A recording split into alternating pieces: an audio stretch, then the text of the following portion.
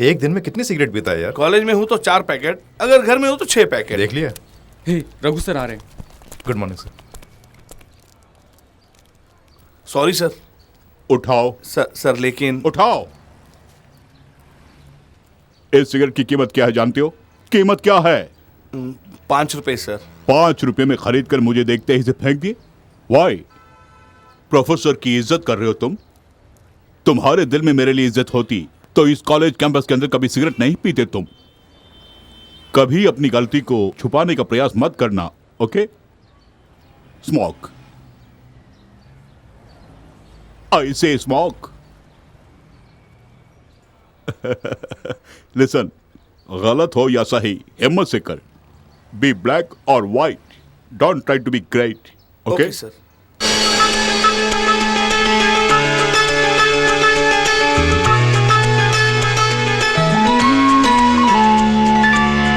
अपने प्रिंसिपल और टीचर जो सिखाएंगे उनकी सुनकर बात दिल में हम बसाएंगे। छेड़खानी और मस्ती सब कितनी भी करें, बात जब होगी पढ़ाई की मन लगाएंगे। ये हमारा कॉलेज सरस्वती का मंदिर, तालमेल प्यार का बसता सब में। कॉलेज के ये दिन तो गोल्डन डेज है, इसका तो मजा ही एवरग्रीन है। हमारी कॉलेज के पत्रिका में मेरी कविता आई है, जहाँ पिता परमेश्वर है वहाँ सब कुछ है। ये चर्च में बैठकर बोलने वाली कविता है? हे प्रभु, ये बेचारा अनजाने में बोल गया, इसे क्षमा कर देना। कविता सिर्फ तुम ही बोल सकते हो, हम भी बोल सकते हैं। आइटम गर्ल से शादी क्या कर ली, रोज तबला बजाना पड़ता है, ये कैसे लगी? साइलेंस। कॉलेज में पढ़ाई कैसे चल रही है मैं नहीं जानता, लेकिन प्यार ठीक से कर रहे हो। किस प्यार की बात कर रहे हैं? इस तरह लड़के लड़कियां चिपक कर बैठे मस्ती कर रहे हो, इसे प्यार नहीं तो और क्या कहूँ?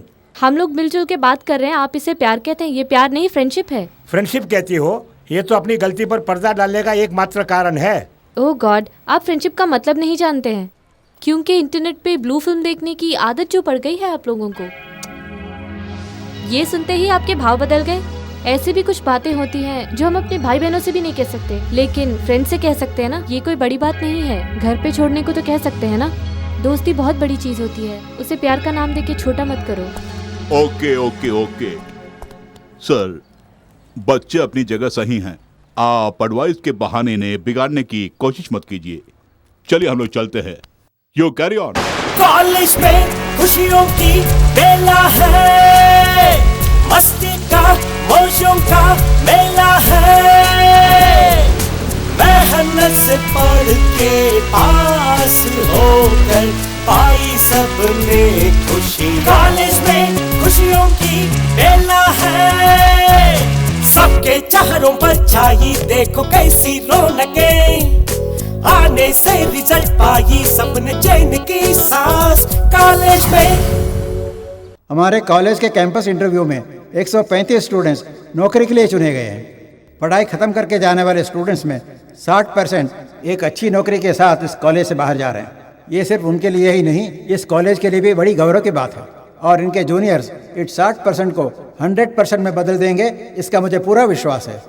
Now among the toppers I call upon mister Naresh, second year MSc physics, receive the appointment letter from the company manager. इस साल पढ़ाई खत्म होते ही इसी प्रकार तुम्हें भी कैंपस इंटरव्यू के जरिए एक नौकरी मिल जाएगी। लाखों रुपए कमाओगे, शादी करोगे, 5 स्टार में कॉफी, पिज्जा टॉपिंग, मॉल में शॉपिंग, PVR में फिल्म देखना, यही सारी खुशी करके फैसला कर लोगे तुम लोगों ने कभी आम जनता से या फिर गरीबी रेखा के नीचे रहने वाले उन लोगों से कोई नाता रखे हैं क्या? वो किस लिए गुस्सा होते हैं, किस लिए दुखी होते हैं, किस लिए चिल्लाते हैं, तुमने कभी पता लगाया है? At least have you thought about it? Operational research, उसमें सीक्वेंसिंग प्रॉब्लम्स, बैंक काउंटर की क्यू में खड़े होने वाले के बारे में, एयरपोर्ट क्यू में खड़े होने वाले के बारे में हम कई बार पढ़े हैं, isn't it? 5 साल वो भी एक दिन रोड में इलेक्शन क्यू में खड़े होने वाले के बारे में तुम लोगों ने कभी सोचा है क्या, इस सेमेस्टर में आपके इंटरनल की परीक्षा नहीं है, क्विज नहीं है और ना ही कोई असाइनमेंट है। लेकिन उसके बदले हम सब मिलकर एक प्रोजेक्ट तैयार करेंगे। हमारे क्षेत्र में बाई इलेक्शन होने वाला है, उस बारे में ओपिनियन पोल कीजिए। आम जनता से अवश्य मिलिए, उन्हें क्या पसंद है और क्या नहीं, क्या चाहते हैं, वो किस पार्टी को समर्थन देना चाहते हैं और क्यों देना चाहते हैं। इसके जरिए हम इस क्षेत्र में कौन जीतने वाला है इसका मुआयना करेंगे। This will be the project. सत्तारूढ़ी पार्टी और विपक्ष की पार्टी मध्य जनशक्ति पार्टी ने अपने अपने उम्मीदवारों के नाम घोषित कर दिए हैं। सत्तारूढ़ी पार्टी की तरफ से के शंभूलाल और मध्य जनशक्ति पार्टी की तरफ से पी वेलुस्वामी चुनाव लड़ रहे हैं। पहला हार गया तो दूसरा कमाएगा और दूसरा हार गया तो पहला वाला कमाएगा। हम तो वैसे ही रहेंगे। दीजिए।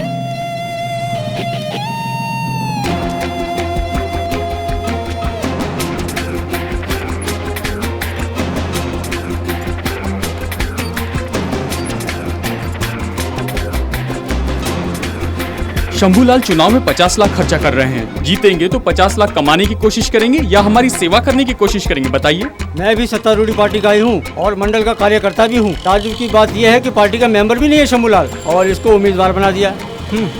और अगर मैंने विरोध किया तो मुझे पार्टी से धक्के मार के निकाल देंगे। किस्मत ही खोटी है अपनी। बेटे, हर क्षेत्र में कोई ना कोई उम्मीदवार जीतता है, लेकिन जनता की तो हमेशा हार ही होती है। भाड़ में गया ये चुनाव।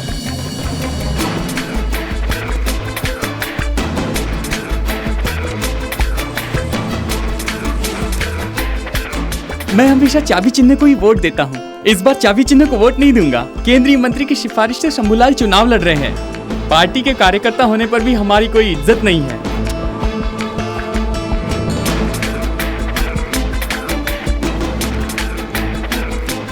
इस क्षेत्र में सदा हमारी पार्टी की ही जीत होती रही है, लेकिन इस बार दावे के साथ नहीं कह सकता।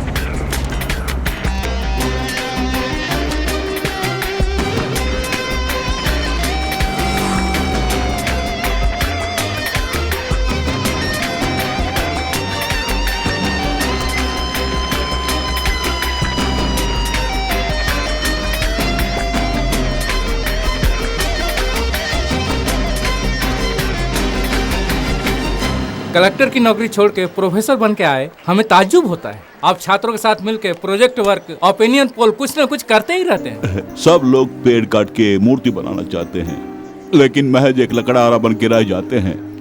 और मेरी पॉलिसी कुछ और है।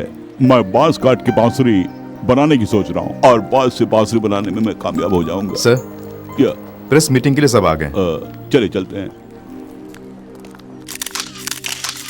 आप सबका स्वागत है।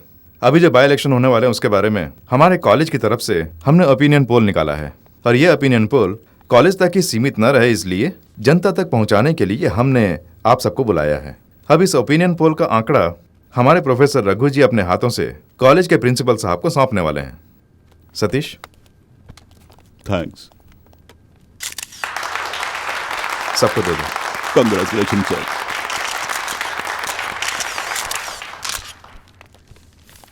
ये जो ओपिनियन पोल है उससे लोगों की राय जानने के लिए ही हमने लिए हैं और हर जाति की लोगों की राय है इसमें। इससे ये साफ जाहिर होता है कि सत्तारूढ़ी पार्टी से विपक्ष की पार्टी यानी मध्य जनशक्ति पार्टी की ही जीत होगी, वो भी 20% वोटों से ज्यादा।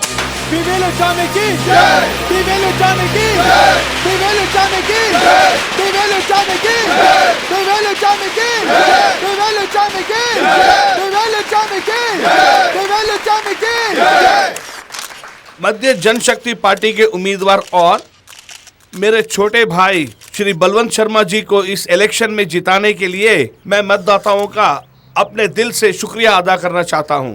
ये कोई साधारण जीत नहीं है, ये महाजीत है। अगर सत्तारूढ़ी पार्टी को थोड़ी भी शर्म है तो उन्हें क्या करना चाहिए? तुरंत हार को मानकर इस्तीफा दे देना चाहिए और चुनाव का इंतजार करना चाहिए। क्या चुनाव लड़ने के लिए वो लोग तैयार हैं? और एक साल यानी अगले चुनाव तक हमारी इस हार का मुद्दा बनाकर राजनीति करेंगे। सदा पूछते रहेंगे इस्तीफा देने को तैयार हो, इस्तीफा देने को तैयार हो। सत्तारूढ़ी पार्टी होने के बावजूद इस बाई इलेक्शन में हमारी हार कैसे हुई?